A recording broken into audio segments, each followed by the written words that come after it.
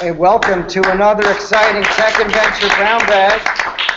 It is the 25th of July, and we're here with Skyler. Peter, what are we going to talk about, Skyler? It's a beautiful day out. Yeah. People should be going to stores and buying stuff. They should be. Yes. Yeah, I think we have a handful of great topics today, both on retail technology, venture capital, and I guess to kick off and give a quick background also on the fund that we have. Yeah. To put this in a framework. So about 3 to 4 months ago, I launched Simon Venture Group, which has now become the largest retail tech-focused venture fund, making investments between $250,000 up to $5 million. And it's not just retail tech; it's a little broader than just that. And that is, I think my wife described it best in saying it's kind of like investing for a very well-run city. So it's retail tech, but it's also payment technology, food and beverage, energy, parking, security, data analytics, Internet of Things. And so it's a good broad scope of different verticals to potentially invest in. And in the 3 or 4 months now that I've launched the group, we made our first 2 investments and have our 3rd investment happening hopefully in the next week or 2. Yeah, I think you bring up a good point about people should be out shopping in the physical stores. Right. There was a report that recently came out on looking at e-commerce and physical in-store retail, and was shown people forget how large physical retail is. If you look at overall, about 90% of revenue is driven by in-store retail and 10% by e-commerce. And it makes a lot of sense for things like clothes. You still want to try things on, check it out and see it. And there's this concept of showrooming, where you go into a physical store, you check it out on your mobile phone, and you purchase it on your mobile phone. That's showrooming. Right. And then there's reverse showrooming, where you start off online, you search, you discover, and then you go into a store to make the purchase. And actually, reverse showrooming is a lot much more popular than showrooming. About 80% people discover online, shop in store, and about 20% discover in store and purchase online. Right. Oh, we're just buying a wall mount for these new monitors we got. I found the best place to get it is Best Buy. There's a Best Buy on my way home. So, of course, now it was interesting because they wanted me to do the financial transaction online, even though I'm going to go to the store. And I'm thinking, couldn't they just give me an option to pick it up in the store? But I guess they want to reserve it, or they want to... Yeah, well, they are moving actually to doing that. So their overall retail, whether it's online or in-store, there's the whole trend of omni-channel retailing, which is buy anywhere, buy online, buy in-store, pick up anywhere you want, return anywhere you want, be everywhere that the consumer wants to be, and be helping them in that process. Don't have them as there's the e-commerce version and then there's the physical store, and they're not connected. Ideally, you should be able to see inventory everywhere. Like on Best Buy, if you look for a certain laptop, you'll know that they have 3 of those laptops at that Best Buy. So you can pick up right now, but you might purchase online. The omni-channel thing is interesting. One of the biggest opportunities, I think, for me going forward is also looking for up-and-coming online retail brands that are starting to create physical stores. Bonobos is a good example, and there's a handful of others. Warby Parker is now creating stores. If you look at what Bonobos is doing, MakerBot, another good example. There's this lot of online to offline retail. And if you guys are familiar with Bonobos, started off with men's pants, now they offer men's shirts. And what Bonobos is doing, it's only online retail. And they just started opening physical retail locations where you can go into a store. You're guaranteed that they'll have every single size, and you can try on what you want. It'll be the perfect fit. The difference is that you're probably not going to walk out with bags. You'll probably end up making the purchase, and then it'll get shipped to you same day or the next day. So it really becomes a way of a better shopping experience. This is that showrooming. Yeah, showrooming, yeah. You know that you'll have all your sizes. You know you have the perfect fit. So the first hashtag is showrooming. And that's a new phrase. I hadn't really heard it, but I'm sure we'll be hearing it a lot. But I think the real future of the mall and the future of retail is that you'll probably go into a store to buy something online. To have a digital immersive experience that you go into a physical store that you couldn't have had at your home behind a laptop. And so I think one of the key investment opportunities is where are there going to be retail opportunity investments where they might be taking up physical retail space in a mall that we can invest in that are growing both online and in store at the same time. Right. Just speaking of MakerBot, Jenny Lawton, who's the CEO, lives in Fairfield. Oh, no way. And she's one of the keynote speakers for the Connecticut Women's Business Forum, which is happening at UConn in September. Yep. So I'm really looking forward to hearing her speak. She's a P&G background sort of person. Yep. Traditional, MBA, that whole thing, and then is now applying it to what's clearly an ascending brand. Yeah. It's a good example. You might, in the future, you walk into a store that has maybe even no inventory, and you'll say, this is what I want, and it'll print itself in front of you. That's a whole other brand. For a type of a 3D printer that you wouldn't want to have at your home, it's too expensive. Right. You go into a store, have it printed, and take it out the same day. Customize your cufflinks. Customize your cufflinks, and you go into a physical store, design it, and then walk out with it. That would be pretty cool, actually. Yeah. And then you look at customize your little fancy. Skyler's become a big deal because he's got the pocket square going. It's my wife's influence. If I'm now doing retail investing, I have to look like I know something about fashion. I see. I like it. I like it. I think you even compare some of the biggest e-commerce companies like Amazon, and you look at the difference between a mall environment too. The big brands are not ever going to probably be on Amazon. Right. They'll have their own website. They'll be in the mall. And one of the other ideas is how can you create like a digital mall, where all the top brands would want to be centralized in one place to provide that. And I'm looking at a handful of opportunities in that space, but it'll be curious of how do you create another ginormous commerce company that allows top brands to want to be on it where they don't want to be on Amazon.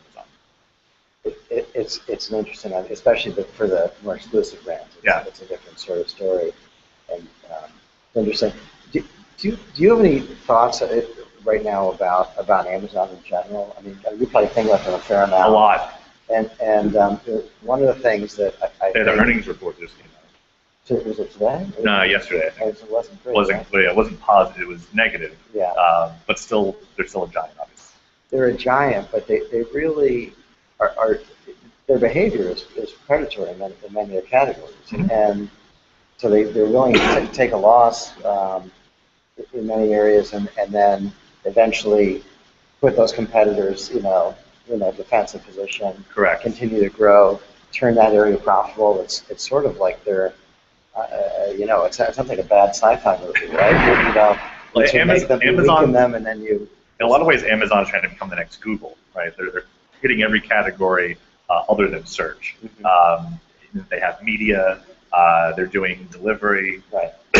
They are becoming. They do servers for computers. They really are becoming a giant company more than just retail. I think obviously the biggest news about Amazon was their new mobile phone, Amazon Fire, that has some pretty neat, actually e-commerce applications where you can take like a Poland Spring water. You take a photo of the Poland Spring water. It recognizes that that's a Poland Spring water, and then shows you here's 12 bottles of Poland Spring you can buy. Right. So it has image recognition tied to their inventory. Right. So they're trying to tie into, you can go anywhere and be shopping and immediately be shown where you can purchase those things. Off Amazon. And image recognition is actually certainly becoming a big deal.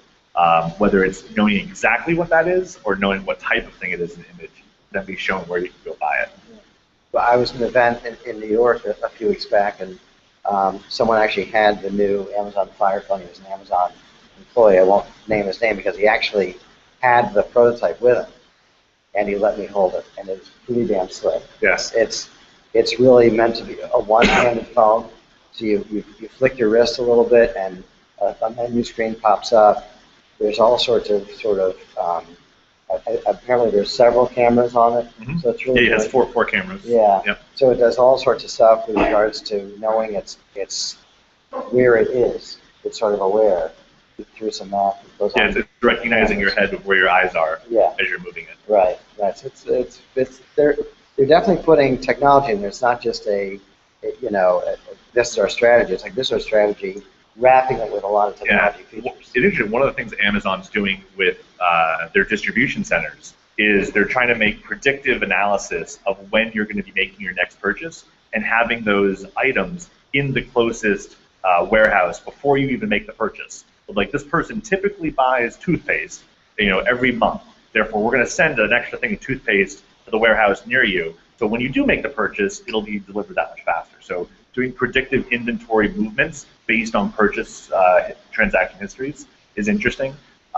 And from a mall environment, where Amazon is certainly a giant logistics company. At the end of the day, Amazon really is a logistics company. And malls are also becoming distribution centers, where you might make a purchase on Macy's or Bloomingdale's, and it'll say, same-day delivery. Do you want it same-day delivered? Yes. It'll be delivered same day. All you care is that it comes. What you don't know is that someone's actually schlepping it from the local mall to your house, right? And so malls becoming distribution centers as well as inventory management locations is key, and it's another advantage that some of the big brands have that are in malls, where Amazon's really helping it for smaller items and smaller, well-known, not as well-known brands. Right. And interestingly also, I think Amazon, one of their strengths is in the area of used equipment and used books and used media and things like that, because they've taken what eBay can do, and you take out that bidding aspect of it entirely, which makes a lot of people uncomfortable. Yeah. But it's still a really low sort of a price where, we're for these monitors, we're buying some, Windows 7 machines, and $100 refurbished, Microsoft certified partner. Feels very comfortable with me. Now they may be crap, I may regret it, but it feels pretty good to do that on an Amazon versus an eBay. Totally. And is that a category where Amazon is eventually just going to dominate that versus anyone else? So you bring up a good point about also reselling things. Right. And e-commerce has now grown to a point that demand has been solved for e-commerce. Supply is now actually becoming the issue. And I've been looking at some companies in that space. There's one company called Pixel. I think their website's gopixel.com, and they're part of Dream It Ventures accelerator program. And their platform allows you to take a photo of like things in your closet that you've always wanted to sell, but you've never actually had the time to go post it on Amazon or eBay. So you just go into your closet, walk around your house, say, I'd like to sell that, sell that, sell that, take photos, and it gets submitted to Pixel. They have, part of it is automated, part of it's manual. They have people that will then figure out what the right price should be, and they'll post it for you on Amazon, eBay, and at a sale, you'll get notified with the shipping address and you send it. So all you have to do is take the photo, for the thing you want to sell. They'll figure out the price, they'll figure out where to channel it, and then you'll be told if it ever sells. The company doesn't have to hold any inventory, but it helps solve a big supply issue since demand is already figured out. That really is interesting. I heard a great discussion with a guy who's figured out storage, Internet of Things for storage. And I forget the name of the company. It was interviewed by Jason Cartanis on his This Week in Startups podcast. But the idea is that you get the box, you identify what's going into it, and it knows all your inventory. If they pick it up, they store it wherever, right? Not Manhattan. They store it out, who knows where in New Jersey or Connecticut or Westchester. And when you want it, when you want that one thing, they can go and get that out of the box that's appropriately sized. Oh, that's neat. Get that one thing and ship it to you anywhere. So imagine you've got, if you're a small business like us, and you might have sort of your trade show set. Yep. Right? And, you don't have a place to store it. You pack it all up, it goes in, or maybe you have several. And you're like, oh, I want it to meet me there in Atlanta. Boom, it shows up. Yeah. Really cool. I think two other key verticals that I've been looking at too have been, one is indoor data analytics, and the other one is indoor mapping and navigation. Indoor data analytics, I think, is really critical when you think of e-commerce has a lot of data on their customers and purchase history and behavior. Bringing up indoor data analytics allows you to have the same type of data analytics e-commerce has, but for physical stores, like foot traffic, how many people are coming in, looking at Wi-Fi and uniques. There's all these different companies out there now working on indoor data analytics, making stores smarter, even doing heat mapping, of like figuring out where people in the store are hanging out of where they should be positioning products. And that's based on phone signals? It's, yeah, there's a handful of companies in the space. Some of the top companies are like Nomi, Retail Next. You have, there's a few others, Euclid. There's a handful, and they do it all in various ways. Some use cameras, some use Wi-Fi, some use beacons, some use all of them. Essentially, it's just data and however you can get it from an indoor environment.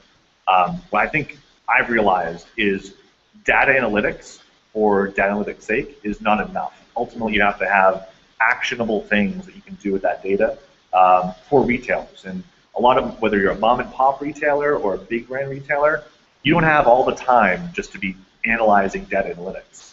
You can overload your customers with data analytics. Sure. How can you actually make it actionable? And there's a few companies that are figuring out how to do it with more marketing approaches.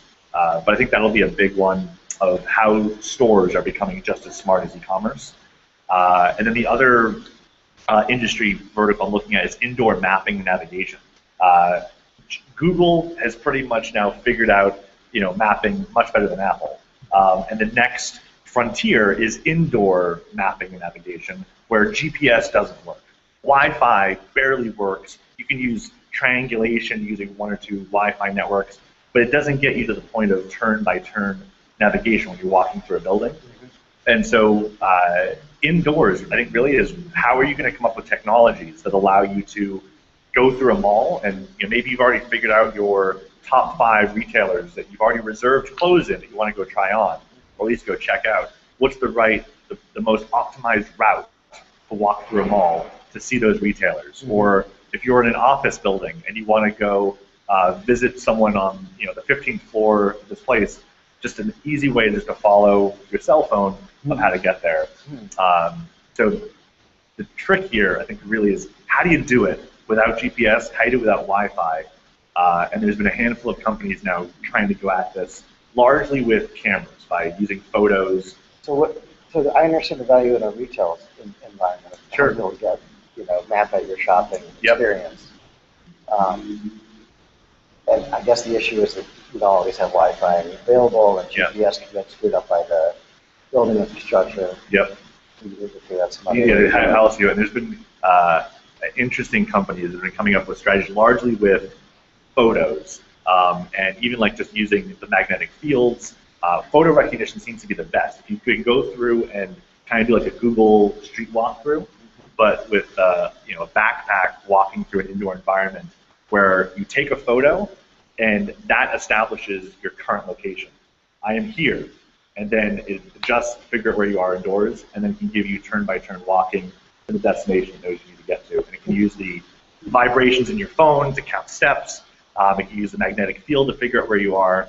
And if you were wearing like a digital eyewear, which constantly could be taking photos, like you're wearing Google Glass, if you're constantly taking photos, helping to really get you accurate on turn-by-turn navigation, if you match that to a database of photos in an indoor map.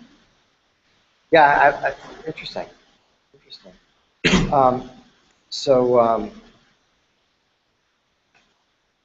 I guess. I guess we can do the last one.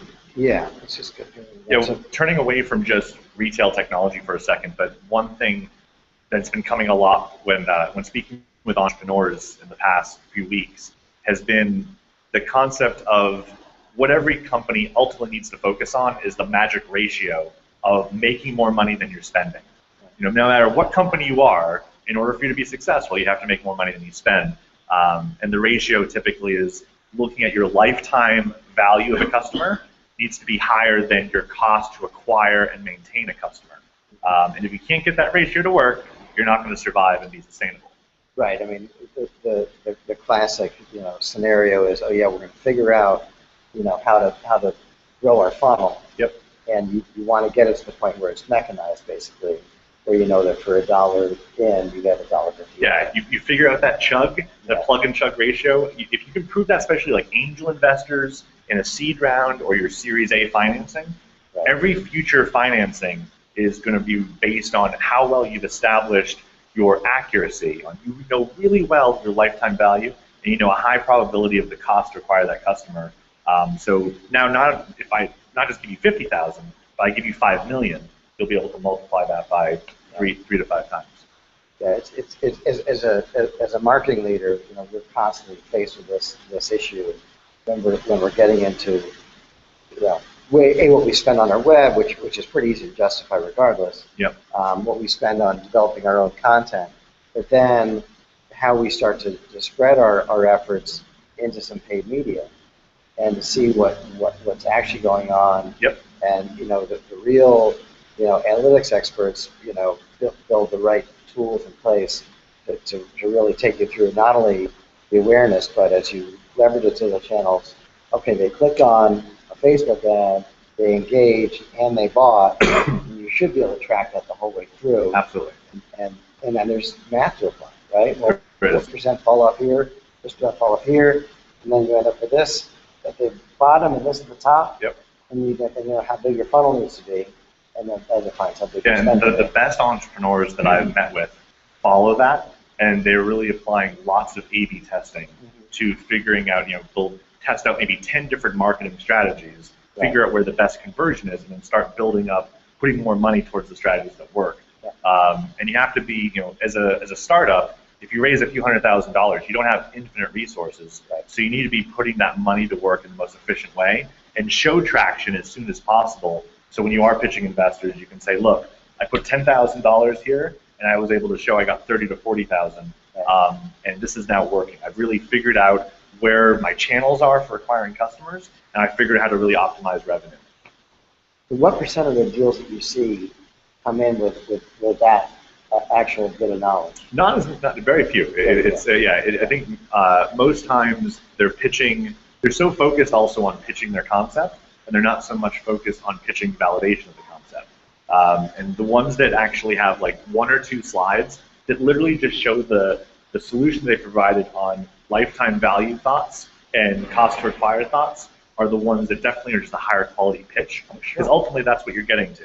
Well, this is why you and I always encourage people to bootstrap as much as they can, and actually focus on making some revenue in the near term, because the knowledge that you get out of that revenue, the revenue stinks. Totally. It's revenue that someone actually went through your process and paid. Yeah, you're absolutely right. The knowledge that you gain from that initial revenue is more important to talk about than the revenue itself in the pitch. Right. What worked, what didn't work with your customers makes a big difference in how you're ultimately going to make modifications to your operations. And from a definitions point of view, we had a fun conversation a few months back where you said, anyone that actually has revenue and customers, they're not a startup, right? They're an early stage business. Yeah, the part that goes to the definition, I think it's probably one of the best definitions of a startup is not a company. It's an organization that is in discovery mode of something that is a reoccurring revenue, that's scalable, and before you have that, you really are a startup. You're not a company yet. And if you do have revenue and you have customers, you're kind of past that discovery phase, that really basic discovery phase, and now you're on the modification phase. Yep. Yeah. So back to you. What percent of the companies you're seeing are startups versus early stage businesses? I think you're probably finding, I guess for me, when I'm sourcing, it's probably across most VCs that are just both early stage and late stage. It's probably about 30 to 40% are in the startup phase, and then the 60% that are in the early growth stage. And so that 30% now. Okay, so that's just looking at that community. Yep. What percent of those you say, boy, I wish you hadn't pitched me today, because 6 months from now, I don't want to be tarnished by the fact that you don't know anything right now. Yeah, I think you definitely want to go into your first meeting prepared as best as you can, so you don't leave a negative opinion with the investor that you don't know anything. So going in too early to pitch investors, there's definitely negative consequences. So you say half? Well, yeah, I'd probably say it's not as bad. I think probably like 25%. 25% of that third have no business talking to you yet. No, they're probably coming in too early. They're really doing their seed round to help validate what they're doing, right?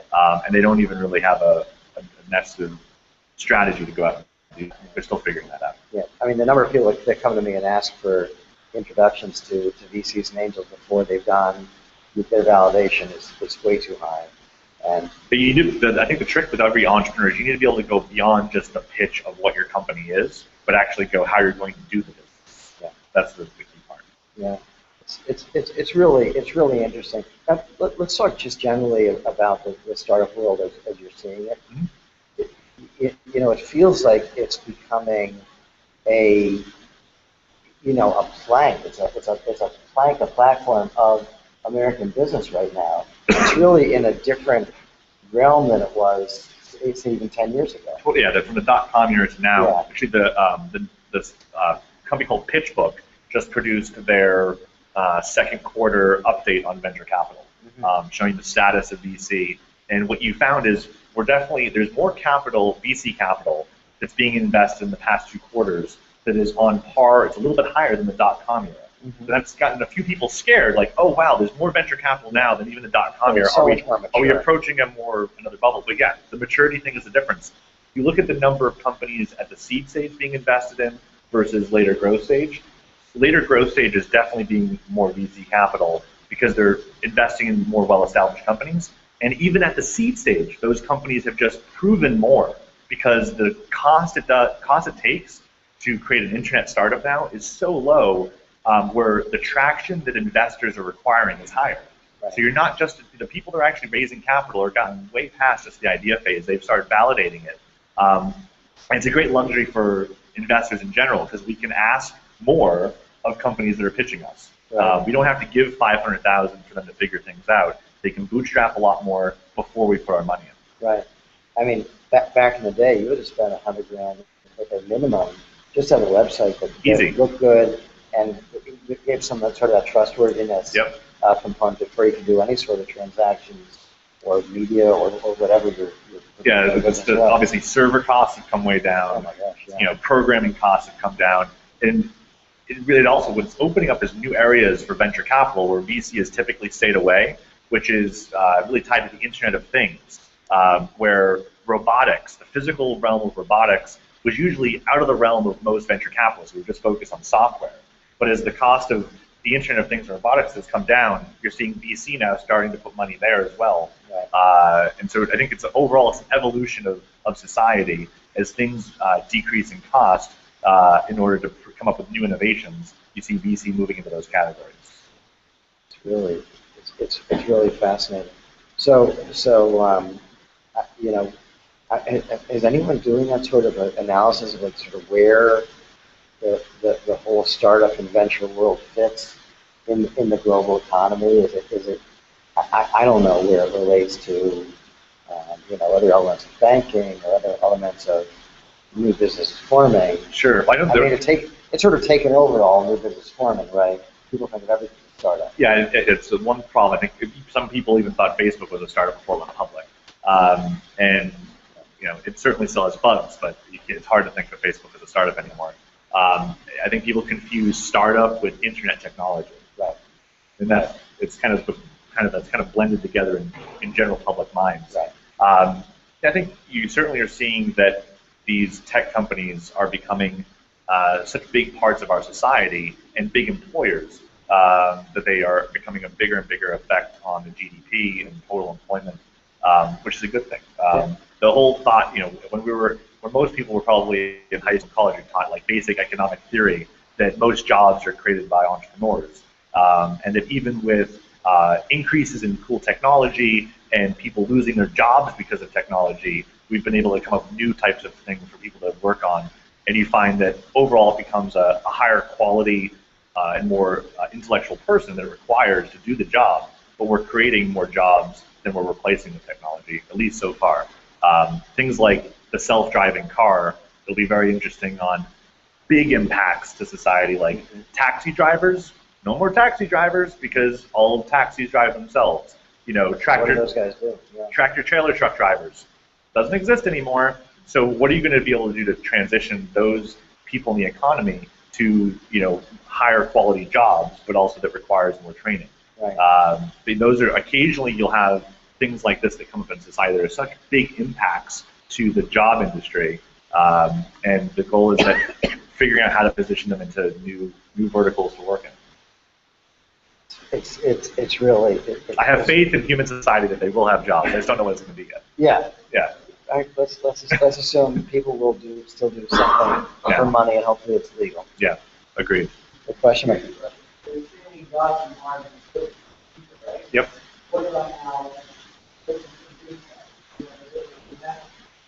Education? Yeah, totally. So I think one of the biggest themes that you've seen in education is self-directed education, right? Where you're not requiring high school and college to go learn in your special field. You've had things like Code Academy, you've had Udemy. I think you're finding that professors in general are starting to become where they have to record their classes, right? So you have extra where you don't just go to the physical class, but you can learn online. I think the impact for education is interesting. I think it's going to become more self-directed and more specialized, where you're going exactly to learn what you want to learn, and you're not going to waste time and money on learning a bunch of other things that are not useful for you.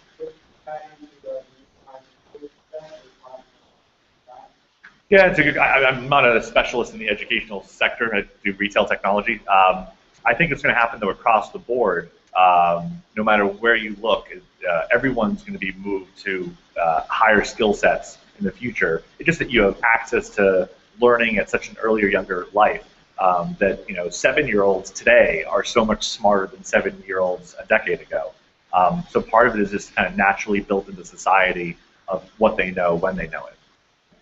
I had two young gentlemen who work at one of the wireless stores, which one, and they had this idea, they know a ton about cell phones, and they've just been thinking about a little niche that they are pretty sure is a niche, and they're very confident. And I said to them, but they don't have a program, they don't have any real background in entrepreneurship. I said, you guys have got to figure out how to invest in yourselves to do some of the stuff you're going to need to do. Because if you need to get outsourced every little bit, and you're just complete generalist without much experience, you're not going to learn. So I said, you've got to take a coding lesson. You've got to learn HTML. Yeah. At a minimum, in order to cut that expense out, right?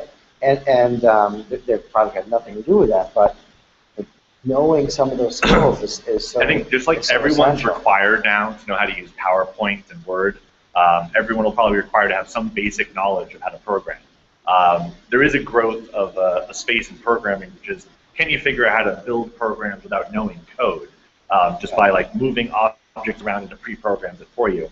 That's probably going to be part of it, even for like robotics. Like if you had like a mechanical arm that could do stuff, you could program it just by moving it this way, and it's kind of like you're doing a macro. If you're familiar with writing a macro in Excel, you're doing a macro for robotics, and you physically move the robot what you want it to do, and then you program the robot. You didn't have to write any code, but you were able to tell the robot what to do. Now, the other thing I told these guys, and I told this to everybody as well, is, you have this idea in your head, but when you're talking to me or talking to someone that is going to help you, you've got to make it as easy as possible for that person to understand what the heck it is you're talking about. So you've got to take the time in PowerPoint or in other program and spell out every single bit of the user experience. Mm-hmm. You can draw a fancy picture of your product if you want, that's fine. But what is exactly going to happen every step along the way, and keep on revising that. Each time you meet with someone, I can make that more obvious. I can clean that up. I can do this. I can go from, it shouldn't be 2 pages, it needs to be 3 pages. There's another scenario that I haven't covered. Or I can do it all on 1 page for the executive summary version. Yeah, storytelling is so critical to your pitch to investors. If you can't tell a good story, you're probably not going to convince the investor of investing.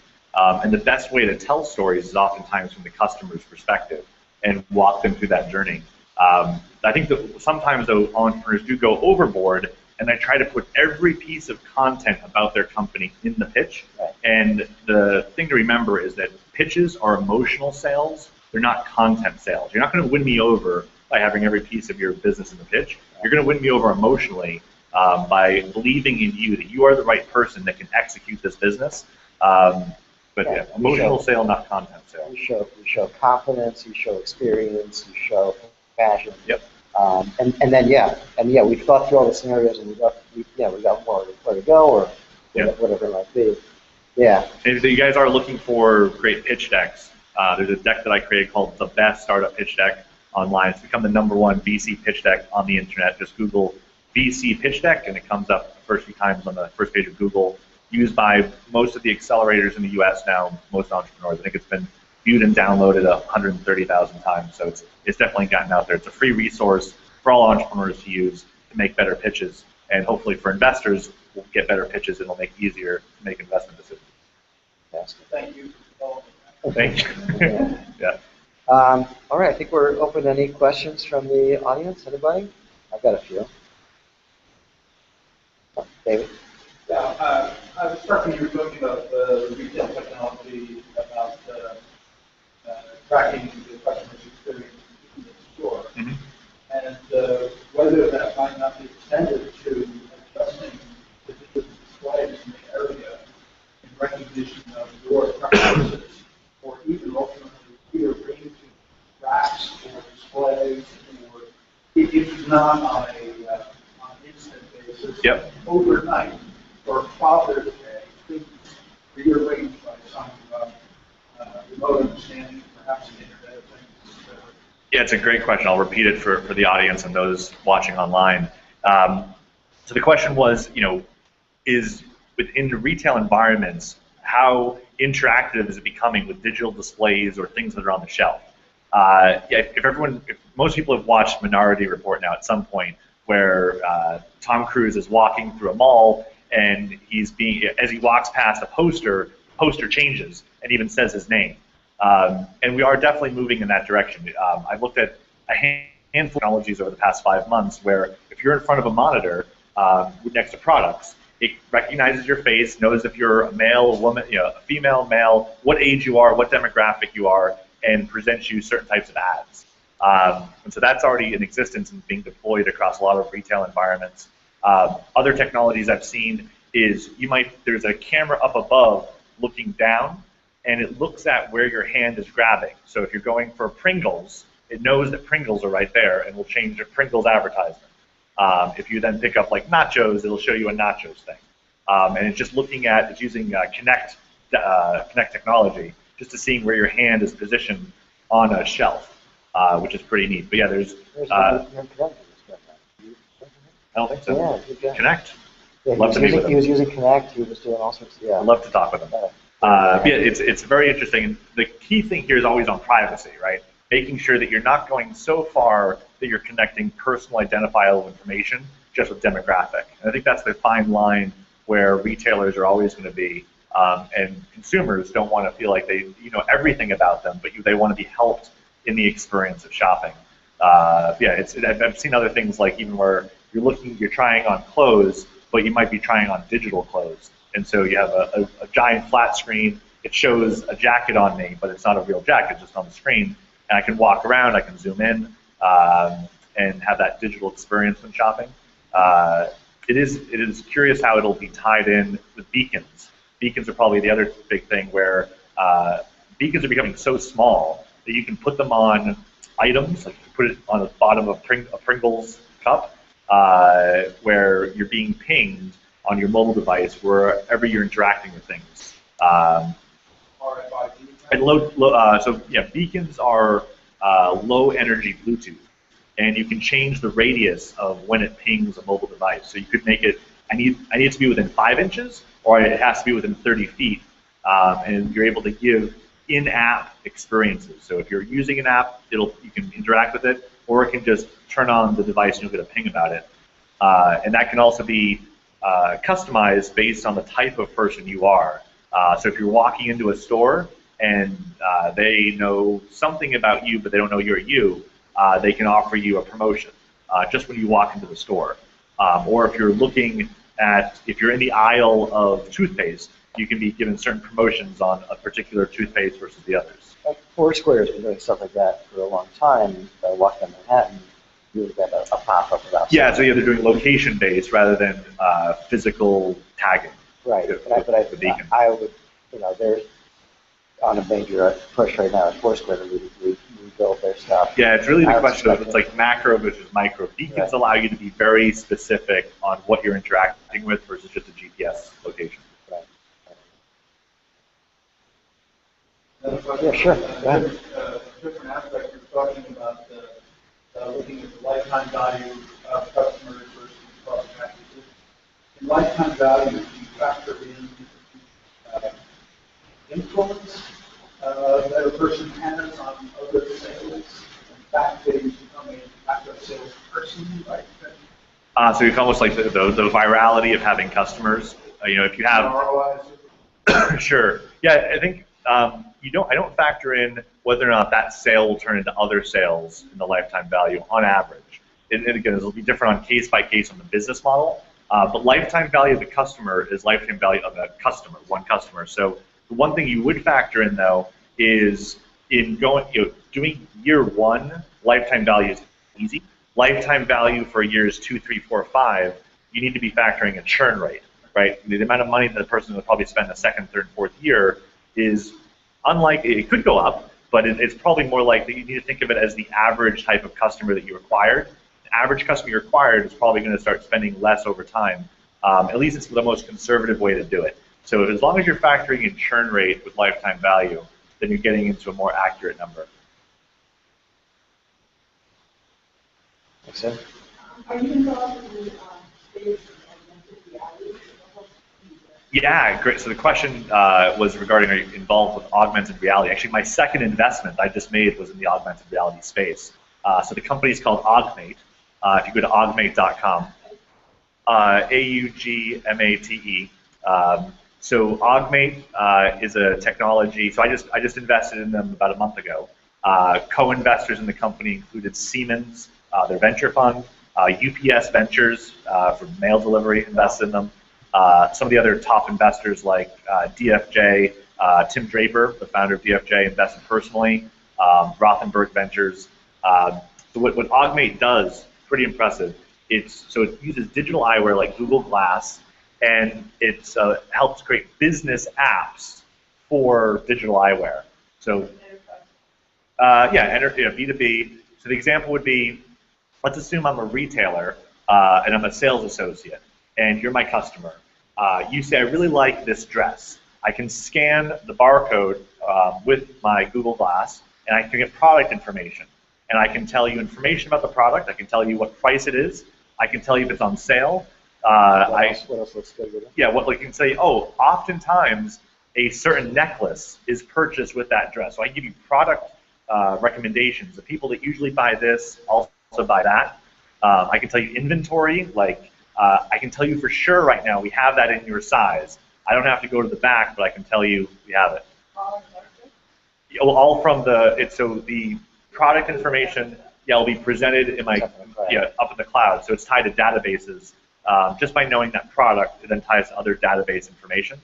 So it allows the sales associate to be that much smarter when working with customers. You could also feed questions that the sales associate should ask the customer. So it's training. So it's like you should ask them how their day is going. Right. Make it sound like you actually care. Or it could be used in warehouses for inventory management. So you scan a product and you say, should this product go in a box, yes or no? Should this product go in a box, yes or no? Where should this product go? It should go in aisle 5, aisle 5, row 3, so you know where to put inventory in a warehouse. I think business apps for digital eyewear are going to be really the first adopters of augmented reality. I think the consumer play for Google Glass, it's a question mark for me on how it'll be adopted, but I believe enterprises will definitely embrace it first, and that'll be the entry into larger adoption in consumers. Oh yeah, the wearable convention happened in New York the past 2 days. Yeah, the final part was reality panel. We were talking about I think enterprise for augmented reality is definitely a bigger focus right now in commercialization than consumer. One company I saw recently for consumer side that was interesting was you pick a couch or a chair that you're thinking about buying, and you put a little QR code on the floor, and then with a mobile device, you can see what that chair would look like in your room. And you can, it would look legit. Yeah, you see it on your mobile device virtually there in the middle of the room. You can walk around your room and see the chair there. You can kind of zoom in. So you shoot your room at home. You say, I like this object, and you print out this little QR code, the identifier, put it wherever you want in the room, and then that object will show up in that spot when you just turn your camera on, and then you could walk around the room. It overlays in real time. Yeah, overlays in real time. So you could walk around your room right now and say, this is how the couch would look from all different angles. You can zoom in on the couch. I was thinking the other way, where I'm at the store. I'm trying to remember what my room looks like. You know, what are the? I haven't seen that yet. That would be interesting. Be good, right? What are the dimensions of my room? I bring it with me, or I know I'm furniture shopping. Yeah. Download the furniture shopping app. It says, please take these 4 pictures of your room before you go out. I love that. It does the math, right? And then when you go to the store, it QRs, and then you can with your finger. Yeah. Yeah. Everyone should digitize their house, right? Yes. You should create a digital version of your house so shopping is easy. I love that. That's actually a good idea. I know Google is working on a thing called Project Tango. Project Tango is where you take your mobile device, a special type of, an updated version of what most people have now, and you walk through any physical environment, and it creates the 3D rendering of that environment. So you can literally walk through your house with your phone, and it'll create a 3D map of your house. So you can do a similar thing like you're talking about. If you're shopping at Home Depot or anywhere else, you could plop it into what it would look like in your 3D house that you personalize yourself. Very cool. Any questions? I'm going to introduce a segment. I'm going to call it Pet Peeves. Pet peeves, cool. Pet Peeves. I don't understand what's going on with web designers and front-end programmers on media sites. They are overloading the browser with so much crud that if I get somehow sucked into a link-based story, which I do because I'm a human being, it overheats my computer within a few minutes. It is crazy what they're doing. I don't know what they're doing. You can't see all the stuff that's running in the background. In the background, I can't see what's going on. But these people have lost their equilibrium. I think they're really being idiots when it comes to front end. Yeah. Are you noticing this? Part of it also is thinking about how to optimize data visually. Things like if you have an idea of consumer behavior and you know they're likely to go here next, to start preloading that page in advance. So by the time you got there, it made a faster experience. Well, I believe the reason they do this is because the click is what gets measured and counted. Yeah. Even if I'm not seeing the ad inventory around the page, right, Dave? That click is what has value. And so they need to figure out another way to click without actually making me go somewhere else. Sure. Also, I don't actually see the advertising, but the other thing they do is they make you go up and down the page to see the actual image. It's really like the whole notion of user experience is lost on this particular category of media. The mindset is, I don't know where. But you hope that they're doing good A/B testing on user experience where you realize, the page designed like that isn't providing the highest conversion rates. Yeah. So I think they're doing it for financial. It makes the most money versus gives the best experience. Sure. Well, you hope, ideally you'd expect that the best experience actually yields the most money. Yeah. It's probably getting to a point where the raciest headline makes the most money, and then you keep on. Well, certainly Business Insider does that quite well. Yeah. Just really good headlines. Salon's getting really good with it. I mean, there's a new site that's just about link bait popping up probably every other week. And they look really popular, like I never knew about it, but they've just built in old content, I think, to make it look like it's legit. But this whole, box is interesting. There's so many of these addicting media content stories. But anyway, I think overall, they need to fix the wagon on a UX point of view, or else my poor Mac is going to fry. Sure. Yeah. Anything else, or we'll wrap it up? Well, guys, thanks so much for being here today, and it's been another great experience. Thanks, Skyler, and Absolutely. we'll come back again soon. Thanks Great. a lot.